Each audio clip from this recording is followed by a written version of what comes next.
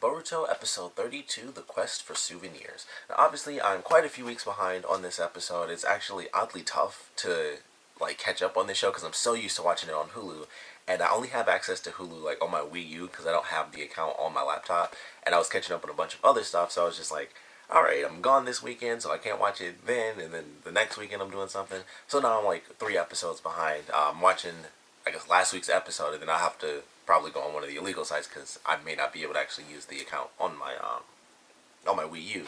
But finally got to see an episode of Boruto. It's been a minute, but it was actually a good episode. It wasn't as useless as I thought it was going to be. Where it was like, oh, it's just Boruto running around the whole episode just looking for um, a gift that he never actually got his sister. And, that was definitely a part of the episode, but it wasn't nearly as big a chunk of it as I thought it was going to be.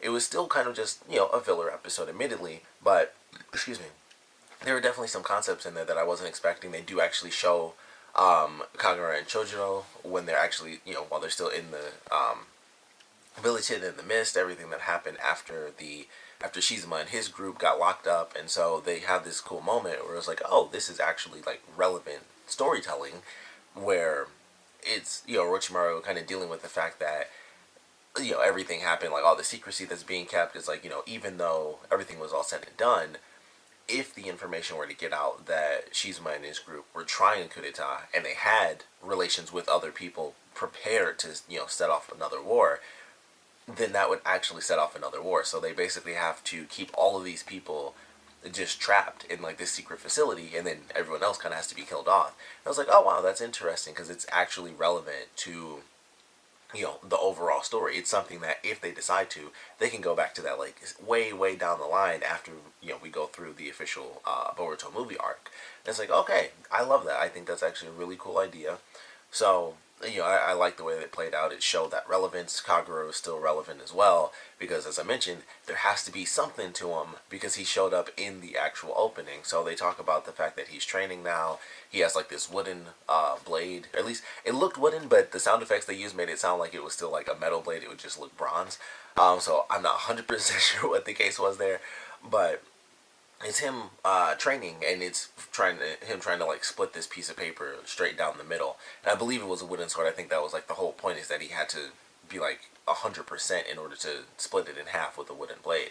So I thought that was pretty cool, and ultimately by the end he succeeds, and they show it as Boruto's reading this message from him, where it's like, sorry I couldn't see you off, but right now I'm training to basically be a better person, and once I'm where I truly need to be, I'll come see you guys. And I was like, okay, that's kind of cool. They show that he will be there at some point in the future.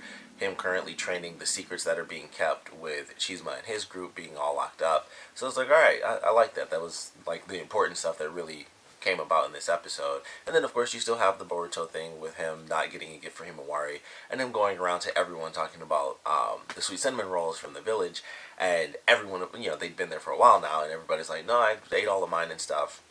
And then Sada was able to help him out at the end, which I kind of figured would happen because she knew about some of the secret shops and everything. And of course, that's what ends up happening. It was a different shop than the one that we saw before, but it was just, I think it was in the same location. So Boruto and Mitsuki, I was like, I cannot think of his name right now. Boruto and Mitsuki end up going there. They find the sweet rolls. They have a little argument with this older lady, which I love this scene with him freaking out when he sees the sweet rolls, and it's just that one box, and it's glowing gold, like it's Pulp Fiction or something. So they have their Shinobi Bout game, and ultimately Boruto does the cool thing, just like his dad. And it's all right, well, we have to start over because I can see your hand and everything. But because that was, of course, the honorable thing to do, the woman gives him the sweet rolls, and he goes about his way. That's when he gets the message from the dude who was apparently delivering messages at super late at night because it was dark. Or maybe it was just winter, because I'm in Michigan right now. Our nights basically start at 5:30. It gets just super dark. So unless it's winter, they have a weird winter there. He was just delivering stuff super late at night. But Boruto kind of learns this message a little bit from Kagura, this is kind of the reasoning behind everything I'm doing.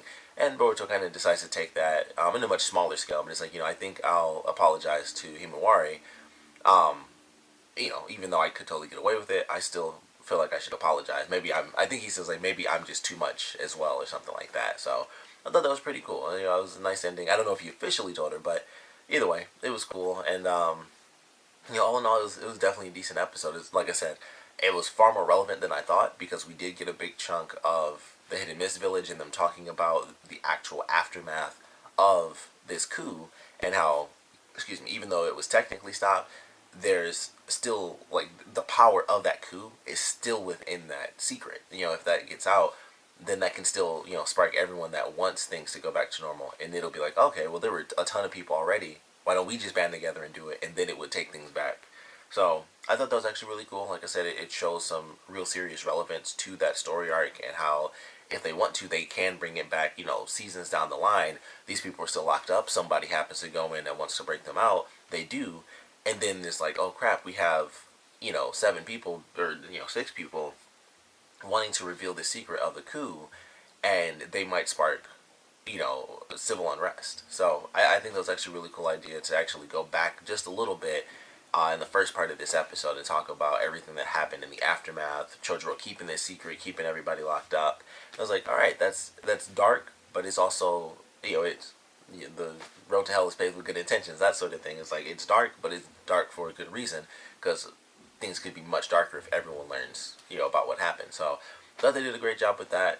The fact that the souvenir thing didn't take up the entire episode like I thought it would definitely worked out. So it wasn't as much of a filler episode as I thought it was going to be. So I did enjoy it.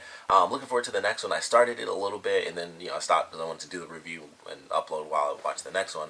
But definitely looking forward to the explanation behind Inojine's deal with him not being able to use his powers. And it's like if he, I don't know if it has to do specifically with him making the copies or whatever. That's how it seems so far.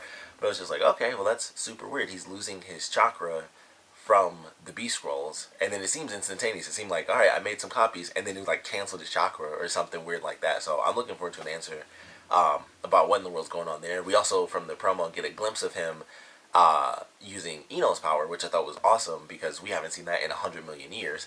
So I assume that he's a bit stronger with it because the way it looked is that he used it, but he didn't instantly pass out, like his soul left his body, which is like the way that technique worked before. So I don't think that he passes out when he does it. I think he's more capable at it. But either way, looking forward to kind of finishing out this next episode. But of course, definitely want to know what you guys thought about this one. So please comment below. Let me know your favorite parts about it, your least favorite parts about it. And I would love to know, do you guys want to see them revisit the Hidden Mist arc, or kind of bring that back into the fold, in the future? Like, Kagura being in the opening I mentioned when that first happened, I feel like that has to mean he's going to have a lot of relevance sooner rather than later.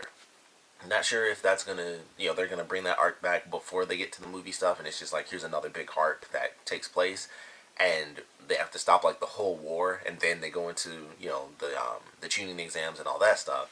But I think it would be cool to see them bring that back. Like I said, once again with him being in the opening, I assume that he'll be there sooner rather than later.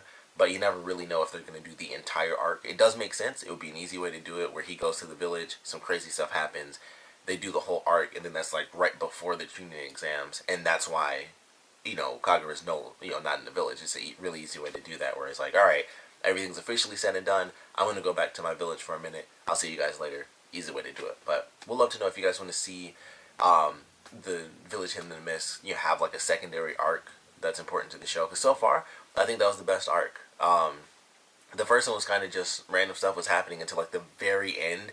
There was like, technically they had like the eye power and this dark chakra and stuff, but nothing was really going on. It was just a big mystery until like the last 3 episodes. And then this arc, or the last arc I guess, you knew what the arc was all the way through, and it's like, that this villain is doing this, they're doing the 7-Ninja Swordsman again, like the new 7, and it was like, this is actually a pretty cool arc. Some great fight sequences. The last like 2 or 3 episodes of the arc were actually really amazing. So I wouldn't hate it if they brought those characters back. I mean, most of them were kind of useless because they were just like, oh, we're the new villains, we're behind Shizuma. But of course, Shizuma coming back would have some relevance for sure. He was the one who actually had this story. Everybody else was just like, I'm just this person, I just got this blade. I'm like the daughter of this dude, and he never knew that I was his daughter and stuff like that. So aside from Shizuma, they're all just there to use the weapons, but still would like to see them come back. I think that would actually be really cool. But we'd love to know what you guys would think about them kind of rebooting that arc and doing like the next stage of it, with the coup actually getting the info actually getting out there somehow. And of course, I just want to know what you guys thought about this episode in general. So please comment below, let me know, and thanks for watching.